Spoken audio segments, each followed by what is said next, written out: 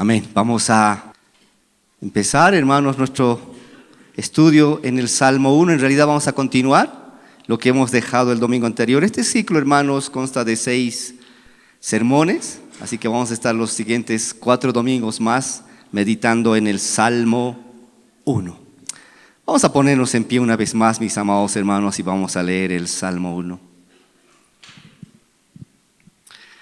El Salmo 1 y 2 dice así: Bienaventurado el varón que no anduvo en consejo de malos, ni estuvo en camino de pecadores, ni en silla de escarnecedores se ha sentado, sino que en la ley de Jehová está su delicia, y en su ley medita de día y de noche. Vamos a orar.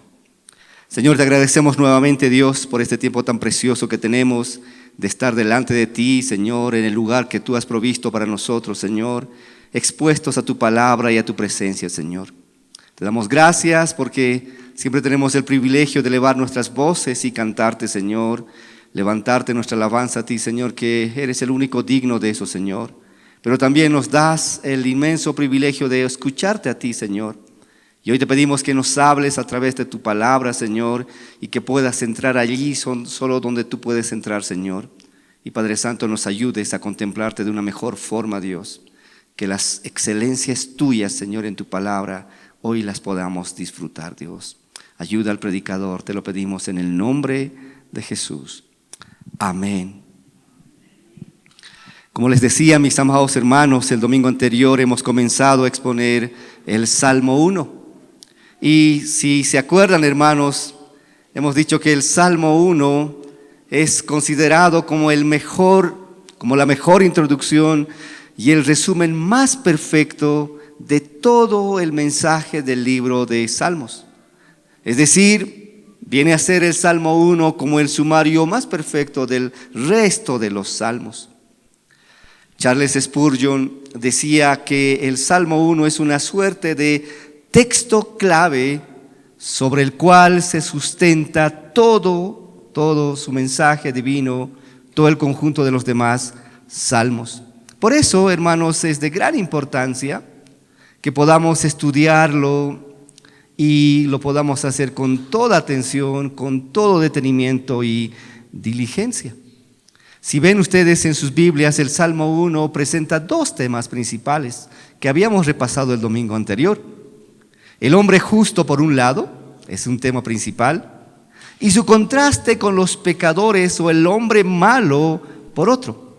Así que tenemos 2 temas centrales en este pasaje. El Salmo 1, hermanos, estructuralmente solo está dividido en 2 partes, ¿no? La primera estrofa, hermanos, va del verso 1 al 3, donde estamos estudiando ahora y vamos a ver, porque David va a describirnos la excelsa felicidad y la bienaventuranza del hombre recto, ¿no? Cómo se conduce este hombre y las bendiciones que va a recibir al final. La segunda estrofa, hermanos, va del verso 4 al 6, quiero decir, donde David va a contrastar el carácter de estos hombres rectos con la conducta de los malos. Y nos va a decir además cuál va a ser el futuro de los impíos. Así que por todo esto, hermanos, hemos llamado esta serie de sermones 2 caminos, 2 destinos. Ahora, rememorando un poquito, hermanos, lo que hemos hablado el domingo anterior, hemos dicho que la bienaventuranza o la felicidad del hombre justo, de los creyentes, no llega en realidad por buscar la felicidad como el objeto de la búsqueda, ¿verdad? Sino que la felicidad, hermanos, habíamos dicho, es el producto de buscar otra cosa. El creyente no halla la felicidad buscando la felicidad, sino que la felicidad viene al creyente buscando otra cosa mucho más importante y más trascendente, como es Dios mismo, además de su justicia y su reino. Habíamos dicho que la felicidad del creyente viene por desarrollar una íntima relación con el Dios de nuestra salvación y ponerlo a Él y a su voluntad en un lugar de preeminencia. Y todo lo demás, habíamos dicho, incluida la felicidad, vendrán a uno como resultado de esa búsqueda. Además, hemos dicho que las marcas, ¿no? Las marcas del carácter de este justo, de este creyente, consisten en no escuchar el consejo del malo, no detenerse en el camino de los pecadores y no sentarse en la silla de los escarnecedores o los burladores. Ahora, todo esto, hermanos, hemos hablado el domingo anterior. Hoy vamos a estudiar el verso 2 de este salmo. He titulado el sermón, hermanos, El deleite del hombre feliz. El título de nuestro primer sermón era El hombre verdaderamente feliz. Hoy vamos a ver una de sus características positivas. Y he titulado este sermón El deleite del hombre feliz. Para empezar, quiero que pensemos a lo largo del sermón en estas preguntas que le voy a decir ahora. Escuchen. Pensándolo bien, haciendo un análisis muy sincero, hermanos, ¿qué es lo que le hace realmente feliz? Si hoy le pidiera que me describa algo o alguien que le hace realmente feliz, ¿qué cosa me indicaría? ¿Acaso existe algo que pueda cambiar su día malo en uno bueno? O quizá algo mucho más fácil. ¿Cuál ha sido su momento más feliz esta semana? ¿Qué le ha hecho feliz esta semana? Ahora, ¿esa su felicidad tiene algo que ver con Dios y su palabra? De eso vamos a hablar ahora. Y lo vamos a estudiar bajo dos enunciados, hermanos.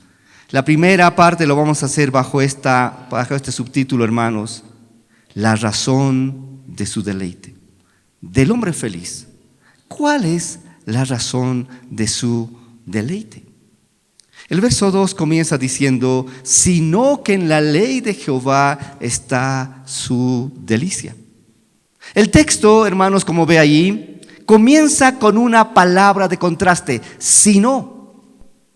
Porque lo que el salmista va a hacer ahora, hermano, es diferenciar o contrastar lo que sigue con lo que había dicho antes. Es decir, que el justo, que no anda en consejo de malos, que no se detiene en camino de pecadores y no se sienta en la silla de los escarnecedores, sí se deleita en la ley de Dios. Eso quiere decir. Por eso dice, sino que en la ley de Jehová está su delicia. Es una frase de contraste. Frente al consejo de los malos, el piadoso, el creyente, lo que va a hacer es escuchar. Lo que va a hacer es amar y se va a arrimar a la ley de Jehová. Porque este piadoso sabe que la batalla por la santidad que lleva después a la felicidad siempre comienza en el terreno de los pensamientos. Se lo voy a repetir una vez más. El hombre piadoso sabe que la batalla por la santidad, que después esto va a llevar a la verdadera felicidad, siempre comienza en el terreno de los pensamientos, es decir, en lo que acumulamos en nuestra cabeza. Y solo cuando se logra conquistar la mente, entonces la vida entera va a ser moldeada de acuerdo a esos pensamientos. De ahí la importancia de elegir bien qué tipo de influencias vamos a aceptar o a qué tipo de influencias nos vamos a exponer. O al consejo de los malos o al consejo de la ley de Jehová. Ahora, el hombre justo, hermanos, a diferencia del hombre natural, ya no se deleita en las cosas de este mundo, sino que como un niño recién nacido, ahora tiene hambre espiritual y anhela la leche espiritual no adulterada que se encuentra en la palabra de Dios. Ahí está su verdadero deleite, porque ahí conoce a su Dios y forma una relación íntima y placentera con su Salvador. Martín Lutero decía que esto es un deleite amar su ley. Decía, es un recrearse en ella hasta el punto que ni la prosperidad, ni la adversidad, ni el mundo, ni el príncipe de este mundo puedan eliminarlo o destruirlo. Él decía, porque se abre camino victoriosamente en medio de la pobreza, de la calumnia, de la cruz, de la muerte y el infierno. El cristiano ahora vive para la gloria de Dios. Ahora, este cristiano que vive para la gloria de Dios, indefectiblemente, hermanos, va a experimentar deleite en la ley de Dios. Porque sabe que es su guía, sabe que es su gozo, es su seguridad y además es la explicación o la razón de su existencia. Razón el salmista decía en Salmo 119, cuán bienaventurados son los de camino perfecto, los que andan en la ley del Señor. Cuán bienaventurados son los de camino perfecto, los que andan en la ley del Señor. Ahora, yo sé que a estas alturas usted debe estar preguntándose, ¿qué es la ley de Jehová? ¿Qué es la ley de Dios? La ley de Dios, en este salmo, hermanos, se refiere a la instrucción del Señor en el sentido más amplio. Sí, es decir, en las instrucciones de nuestro Señor, en todas sus enseñanzas y en la totalidad de sus palabras, porque estas palabras de Dios siempre van a ser más importantes y más superiores que las palabras del hombre. Por eso, a lo largo de los salmos, hermanos, la frase la ley de Dios es utilizada, hermanos, para referirse a toda la palabra de Dios, no solamente a la porción de la ley de los primeros 5 libros de la Biblia. Así que cuando usted lea la ley de Dios en los salmos, tiene que pensar inmediatamente que se refiere a todo el consejo de Dios. Recuerde que en una ocasión Jesucristo mismo ha dicho, no solo de pan vivirá el hombre, sino de toda palabra que sale de la boca de Dios. No solo de pan vivirá el hombre, sino de toda palabra que sale de la boca de Dios. Esa es la ley de Jehová, las instrucciones de Dios, las palabras de vida de nuestro Señor. Esas palabras, hermanos, son el manjar que alimenta el alma del creyente. Porque el creyente, el justo, sabe que su pan y su alimento para la vida se encuentran en un solo lugar, en la palabra de Dios. Por eso se deleita en ella. Ahora, muchos suelen hacer la siguiente objeción con respecto a la ley de Jehová.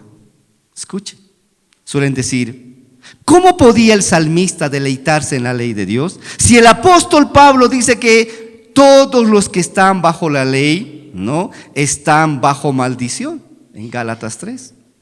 Ahora, este es un asunto que debemos resolverlo. Este es un asunto que lo debemos aclarar. Con respecto a la ley, hermanos, hay 2 usos diferentes que se pueden hacer con respecto a esta ley. Uno malo y otro bueno. En primer lugar, es cierto que Pablo hablaba de la maldición de la ley. Pero por el contexto, hermanos, por el contexto en el que se habla acerca de la maldición de la ley, notamos que se refería a todas aquellas personas que intentaban ganar su salvación por medio del cumplimiento de la ley.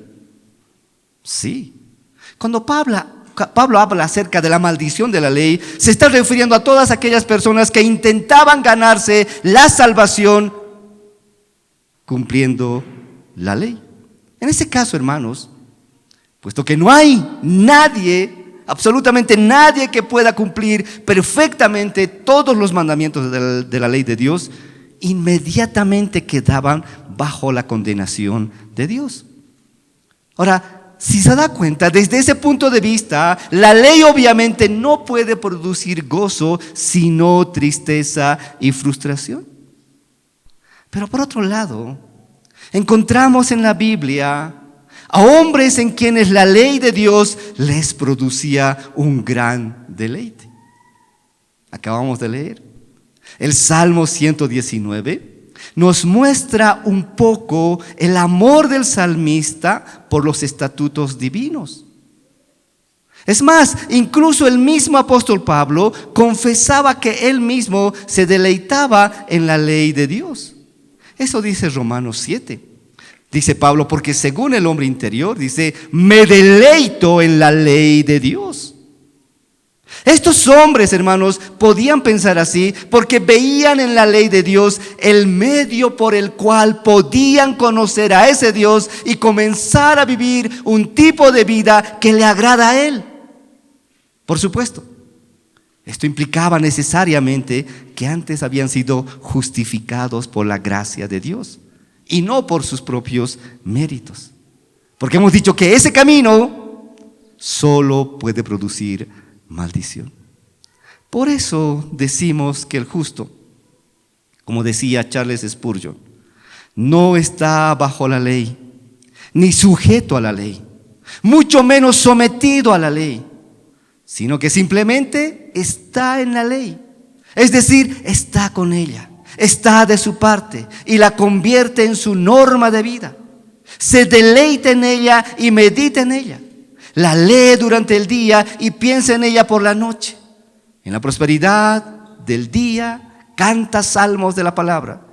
Y en la noche, dice Charles Spurgeon, de aflicción se consuela con sus promesas. Esa es la ley de Dios. El consejo sabio, oportuno que Dios nos ha dejado para alimentar nuestras almas. El mapa que nos conduce a Dios y nos muestra cómo debemos conducirnos delante de Él. Ahora, ¿para qué sirve la ley? Estando en este punto es necesario, hermanos, que nosotros podamos establecer bíblicamente el uso apropiado de la ley. Quizá la siguiente ilustración nos pueda ayudar a entender mejor. Alguien ha dicho que la ley de Dios es como un mapa del viajero. Ahora, imagine que esta noche usted quiere viajar de La Paz a Santa Cruz. Ahora tengo el mapa. Y lo que he hecho es identificar dónde está La Paz y dónde está Santa Cruz. El mapa me dice dónde estoy y a dónde quiero llegar. Para eso sirve el mapa y para eso sirve la ley. Mediante la ley, hermanos, nos examinamos y nos damos cuenta que estamos mal. La ley nos delata nuestro pecado. Ahora, el propósito de la ley es justamente eso. Nos muestra nuestro pecado y ahora tenemos dos caminos. Puedo seguir el camino de la obediencia y depender solo de la ley y entonces pongo el mapa en el piso y ahora deseo que la ley me lleve de La Paz a Santa Cruz. Pero Romanos 8:3 nos dice algo muy importante en cuanto a la ley. Nos dice que la ley no tiene poder y que es débil. Por eso sabemos que la ley no es la clave de la vida cristiana. Sí. La ley por sí sola no es suficiente como la clave para la vida cristiana. El que depende de la obediencia, es decir, de la ley, dice, mira, aquí está la ley y le pido que la ley me lleve a Santa Cruz. Es decir, se sube sobre el mapa como si fuera una alfombra mágica que se va a elevar y la ley le va a llevar a Santa Cruz. Ahora, usted, si es un poquito cuerdo de pensamientos todavía bastante razonables, dirá que eso es imposible. La ley no nos va a llevar a donde queremos ir. Nos indica, mas no nos puede llevar. Por eso en Romanos 8:3 dice, porque lo que era imposible para la ley, y ahí dice, por cuanto era débil por la carne, Dios, dice ahí, ¿no?, tuvo que intervenir y hacerlo todo, enviando a su Hijo en semejanza de carne de pecado, y a causa del pecado condenó al pecado en la carne. no me voy a subir sobre el mapa que me dice dónde estoy y tengo que llegar, y me dice dónde tengo que llegar. Me voy a subir más bien a mi auto, que tiene el poder, tiene la gasolina, tiene el motor y tiene ruedas. Si voy a llevar ese mapa, porque es mi guía, es importante llevar el mapa. Pero lo que voy a hacer es montarme a mi automóvil, usando el mapa, ir en él. Ahora, la ley lo que hace, hermanos, es llevarnos a Cristo. Y Cristo es como ese automóvil. Él es el poder. La fe en Él inicia la obra del Espíritu Santo en nuestra vida y empieza nuestra transformación y cómo debemos ver la vida cristiana. En resumidas cuentas, la ley de Dios me muestra, me denuncia mi verdadera condición espiritual y me señala a Cristo como el único remedio para arreglar ese desperfecto tan grande que tiene mi condición espiritual. Por eso sabemos que Cristo es nuestro remedio. Pero antes, debo ver mi condición espiritual. Para eso sirve la ley. Y cuando yo veo mi pecado, hermanos, me arrepiento y confío en el Señor. Y la ley me ha llevado al lugar del remedio de mis pecados. Le quiero preguntar, ¿usted sabe esto? ¿Cuán deleitosa es para usted la ley del Señor? ¿Realmente es su gozo y placer meditar en la palabra de Dios? Tiene grandes beneficios. Tiene grandes beneficios deleitarse o meditar en la palabra del Señor. Muchos hombres que han pasado, que nos han antecedido, hermanos, sabían de este gran privilegio y de esta gran bondad de encontrar su refugio, su guía, su seguridad en la palabra de Dios. Uno de ellos ha sido George Mueller. Él ha sido un predicador y misionero inglés, nacido en el año 1805. Se dice que este hombre había leído la Biblia entera más de 200 veces. 50 veces de rodillas y antes de su muerte. Cuando en una oportunidad un periodista le había preguntado: ¿qué le faltaba por hacer, señor George? De rodillas él respondió: leer más la Biblia, porque todavía hace poco acerca de la excelencia de Cristo. Yo me pregunto, hermanos, ¿cuántos ya hemos completado conocer todas las excelencias de nuestro Salvador? Y ya no nos hace falta leer nuestras Biblias para admirarlo. Pregúntese, ¿lo conoce realmente? ¿Ha llegado a admirarlo? Mueller había fundado varios orfanatos y había atendido a más de 10,000 niños huérfanos a lo largo de su vida. Ahora uno se pregunta, ¿de dónde venía tanta pasión, tanta convicción, tanta misericordia? Sus seguidores contaban historias muy interesantes acerca de él. Entre ellos, uno cuando Mueller estaba orando en su habitación y su fama ya era muy notoria, la reina de Inglaterra había ido a su casa y cuando habían tocado su puerta: señor Mueller, ¿está la reina en esta habitación? Él respondió: dile a la reina que no puedo recibirla ahora, porque estoy hablando con el Rey de Reyes y no la voy a poder atender. Yo le pregunto, ¿en alguna medida llegará a ser tan prioritaria esta relación con Dios que tenemos que negar a reyes humanos? Muchas veces, hermanos, recurrimos a la palabra de Dios solo en momentos de desesperación, solo en momentos de angustia, cuando algo realmente está muy mal. Y nos hemos acostumbrado a ver la palabra, su consejo, la ley, como ese salvavidas o el carro bombero que va a apagar el incendio de nuestras almas agitadas.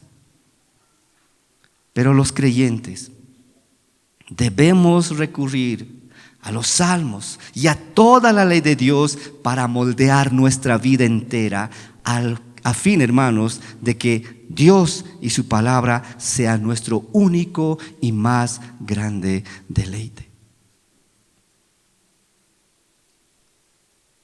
Le pregunto, hoy, ¿qué cosas están ocupando su mente? ¿Cuál es su preocupación principal en este momento? ¿En qué o en quién te estás deleitando? O quizá algo más fácil, ¿qué te hace feliz? ¿Qué te emociona? Esta es una buena forma, hermanos, de ver cuán importante es para ti la ley del Señor. Si el placer personal, si el satisfacerse, estar feliz es la única cosa que te hace realmente feliz, entonces no pasamos de ser unas personas egocéntricas. Si estar con tu familia y tus amigos te deleita, eso puede ser mejor, pero aún queda corto. Porque el justo, el creyente, el que verdaderamente ama a Dios, halla su delicia en la ley de su Salvador. Martín Lutero decía que él no podría vivir en el paraíso sin la palabra de Dios, pero quizá podría bien vivir en el infierno con ella.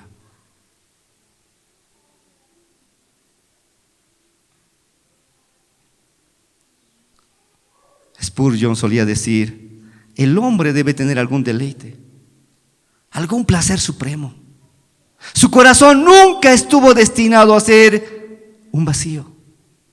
Y advertía a Lutero, Spurgeon, si no está lleno de las mejores cosas, estará lleno de lo indigno y decepcionante. Le pregunto, ¿de qué está lleno su corazón?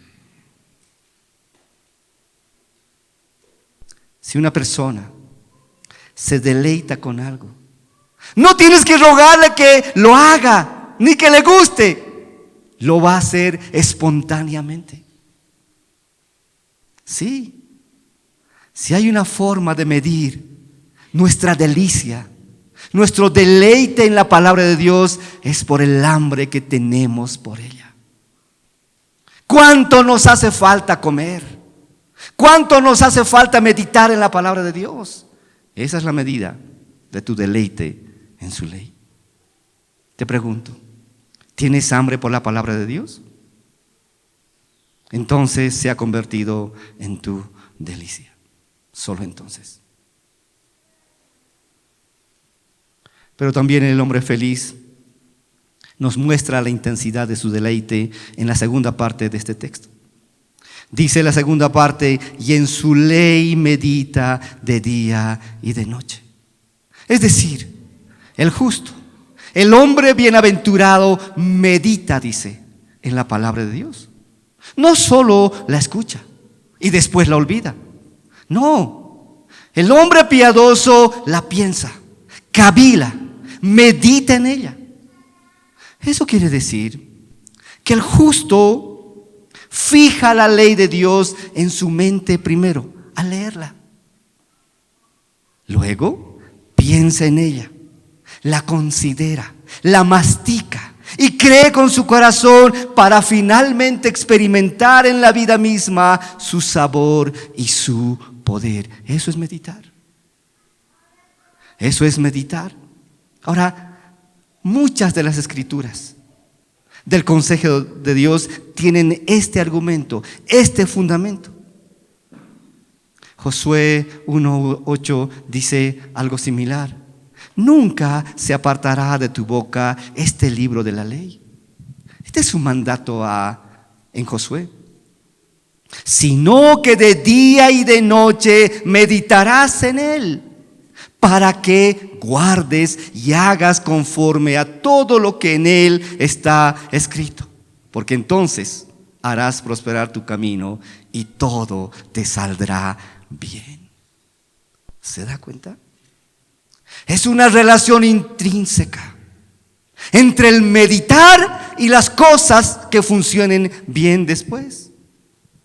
El mandato es más que sencillo, pero es profundo. Nunca se apartará de tu boca este libro de la ley, sino que de día y de noche meditarás en él. No dice solamente la leerás o las pensarás de rato en rato. Dice meditarás en él para que guardes y hagas conforme a todo lo que en él está escrito. ¿Por qué? Porque entonces dice, harás prosperar tu camino y todo te saldrá bien. Ahora se dan cuenta cómo este tipo de meditación va a afectar directamente sobre la vida misma del creyente. No es meditar por meditar. Y es que este meditar tiene un beneficio inmediato.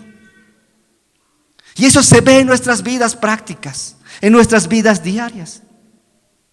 Ahora, este tipo de meditación bíblica no tiene nada que ver con la meditación de las culturas orientales. Porque también hacen meditación las culturas orientales. Pero allí el objetivo de estas religiones es vaciar la mente. Ahora, ojo, eso puede resultar muy peligroso porque una mente vacía puede ser una invitación abierta al engaño del enemigo. Más al contrario, en la meditación cristiana, hermanos, el objetivo es llenar la mente con la palabra de Dios, saturarla de la verdad bíblica, colmarlo hasta transformar cada pensamiento, cada deseo, cada acción de parte de nosotros. Y esto se puede lograr rumiando, masticando cuidadosamente cada palabra, cada frase, cada oración y aplicándola sabiamente a uno mismo y dependiendo del Señor en oración. Eso es. No es esa lectura fugaz que damos de vez en cuando en la semana, no. Spurgeon decía, la meditación rumia y lleva la dulzura y la virtud nutritiva de la palabra al corazón y a la vida. Así es como los piadosos producen mucho fruto. Los frutos que vamos a dar, esos frutos de piedad, eso que nos distingue de los demás, solo puede venir de un solo lugar, de meditar la palabra de Dios. Él decía, muchos perecen porque solo leen y no meditan. No es solo la lectura lo que nos hace bien, sino que el alma se alimenta interiormente de ella y la digiere. Escuchen una experiencia de Spurgeon. Un predicador me dijo una vez que había leído la Biblia 20 veces de rodilla y nunca había encontrado allí la doctrina de la elección. Es muy probable que no, dice Spurgeon. Es una posición de lo más incómoda para leer. Si se hubiera sentado en un sillón, la habría podido entenderla mejor. No son los autosacrificios. No es lo que hagamos de más. Es meditar en la palabra de Dios. Ahora, para que usted tenga un concepto más claro, más cercano, hermanos, vamos a decir, ¿qué es meditar? ¿Qué es meditar? Y quizá la mejor forma de entenderlo es observarla a una vaca rumiando.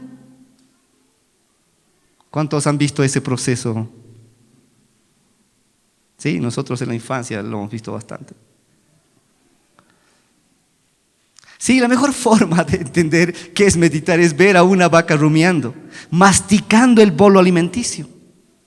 Ahora, siempre hemos oído que la vaca tiene varios compartimentos en su estómago. De hecho, tiene 4 compartimentos en su estómago la vaca. Entonces, este animal puede salir por la mañana, pastar por la hierba cuando el rocío está sobre ella en la parte fresca del día. Después, cuando hace calor al mediodía, ella se reclina bajo la sombra de un árbol y comienza a remasticar los alimentos que había introducido previamente por su boca. Es decir, que toma la hierba que había masticado por la mañana y la vuelve a colocar en su boca para masticarla una y otra vez. Y luego la cambia de compartimento en el estómago. Eso es precisamente lo que hacemos cuando meditamos. Volvemos la vista a lo que ya hemos leído. Ahora, este es un lindo momento de descanso. Thomas de Kempis dijo una vez así: yo no tengo descanso sino en un rincón con un libro. Y ese libro es la palabra de Dios. ¿Qué está diciendo? Que cuando elige sus horas de descanso, sus momentos de descanso, tiene un libro, tiene un rincón, ¿no? Yo no tengo descanso sino en un rincón con un libro, y ese libro es la palabra de Dios. Eso quiere decir que el meditar sobre lo que uno lee hace como esos animales que rumian sus alimentos. Considerar lentamente y pensar detenidamente en lo que uno está leyendo.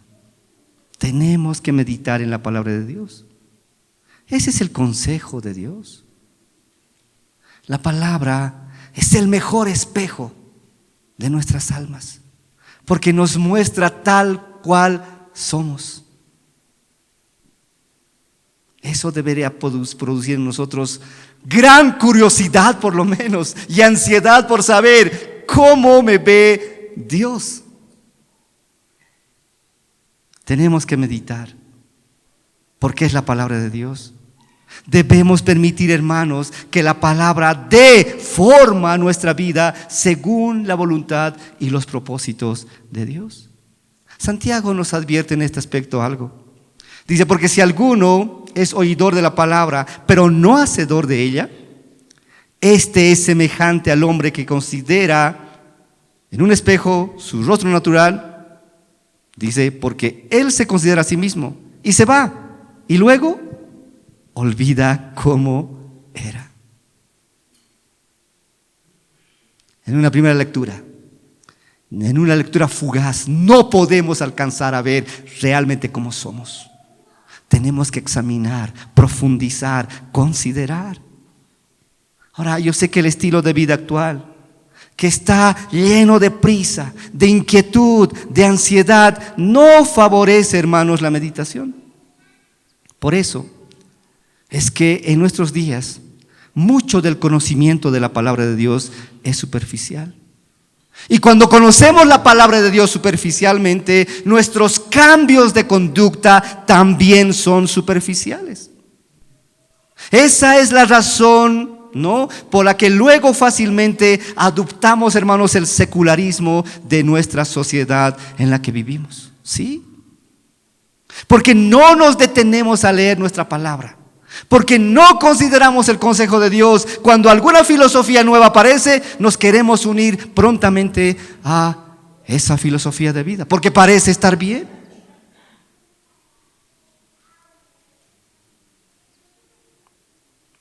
Así que la meditación, esa meditación pausada en la palabra de Dios, es una de las grandes necesidades de la iglesia del Señor hoy día.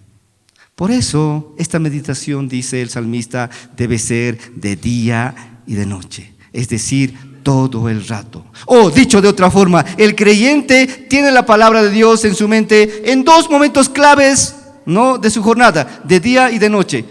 Y eso es prácticamente todo el día. Todo el día. Hermanos, Dios no tiene otro plan. No tiene otro programa para que usted crezca y se desarrolle como creyente aparte de su palabra. ¿Sabe qué? Su palabra es el plan. Su palabra es el plan porque nos muestra su voluntad. Ahora podemos estar tan ocupados en la iglesia como sea posible, en una gran cantidad de actividades, caminando de un lugar a otro, pero nunca vamos a crecer espiritualmente solo por estar ocupado. Solo por estar inmerso en las actividades. Solamente vamos a crecer meditando en la palabra de Dios, es decir, repasando una y otra vez en sus pensamientos hasta que esa palabra se convierta en una parte de nuestra vida. Ahora yo sé cuál es su problema. ¿De dónde saco el tiempo para estudiar la Biblia, pastor? ¿De dónde saco ese tiempo? Hermanos, déjeme adelantarle. No vamos a tener nunca un tiempo para la meditación diaria de su palabra, a menos que fabriquemos ese tiempo. ¿Sí?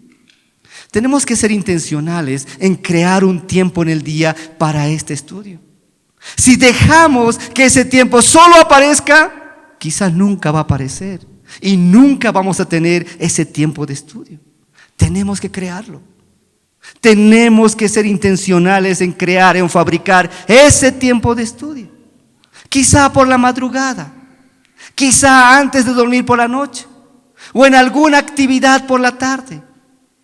Alguien ha dicho que si hay algo que los teléfonos móviles, es decir, los celulares nos han demostrado, es que sí hay tiempo. Sí hay tiempo. El celular es el gran denunciante de nuestra queja. No hay tiempo, pero eso nos ha demostrado que sí hay tiempo.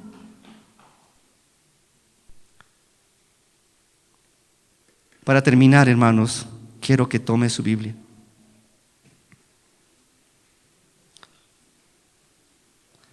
Sí, tómelo. Véalo. Vea cuánto conoce su Biblia. Algunos no saben ni qué versión es.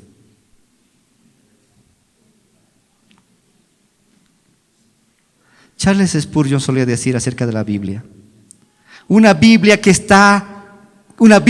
está cayendo a pedazos, generalmente pertenece a una persona que no lo está. Una Biblia que se está cayendo a pedazos, generalmente pertenece a una persona que no lo está. Ahora quiero que me responda, ¿cómo está su Biblia?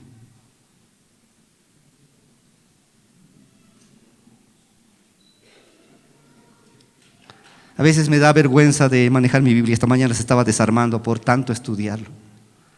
Literalmente tengo hojas cayéndose por permanecer tantas horas abierta, y alguna vez hemos cometido algún accidente porque estaba abierta. Pero ¿cómo está su Biblia?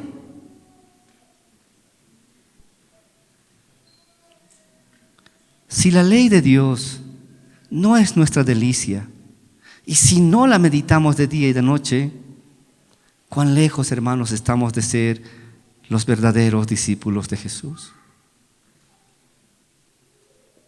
Su Biblia le delata. ¿Cuántas horas pasa en ella? Y cuán importante es la palabra de Dios para su vida. Para terminar, Charles Spurgeon también dijo esta verdad. Este libro, decía él, ha luchado conmigo. Este libro me ha golpeado. Este libro me ha confrontado. Este libro, dice, me ha sonreído, me ha sostenido, me ha llevado de la mano, ha calentado mi corazón. Este libro canta conmigo, ha llorado conmigo, me habla. Y él termina diciendo: este libro está vivo. Eso es. ¿Quieres consuelo en la soledad? ¿Quieres seguridad en los momentos de duda? ¿Quieres más fe cuando estás flaqueando? Habla con Dios a través de su palabra. Como dice Charles Spurgeon, este libro está vivo. Alguien decía que solo cuando leemos la Biblia está su autor a nuestro lado. Y eso es verdad. Queremos ser discípulos y no solamente creyentes, seguidores o admiradores de Jesús. Leamos su palabra, meditemos en ella, que se convierta en nuestro deleite más grande. Solo así vamos a hallar la verdadera felicidad. Vamos a orar. Señor, te agradecemos, Dios, por esta porción de tu palabra, Señor. Cada vez que nos acercamos a ella, Señor, siempre encontramos vida, bastante vida, Señor, porque eres tú hablándonos a estos huesos secos muchas veces, a nuestras almas cansadas, Oh, cuerpos que se están desgastando día a día, y eso nos preocupa.